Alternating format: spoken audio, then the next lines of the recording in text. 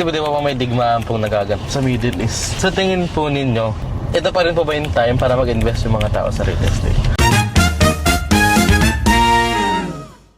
Tandaan mo, sa lahat ng pagkakataon, may opportunity na mag-a-arise. Kung may dumadating na mga crisis na ganito, meron parang opportunity mag-a-arise. Katulad ng ang mga developer ngayon, bibigay ng mga malaking magagandang promo at mga discounts, di ba? Kung capable ka naman bumili, yes, opportunity yan sa'yo.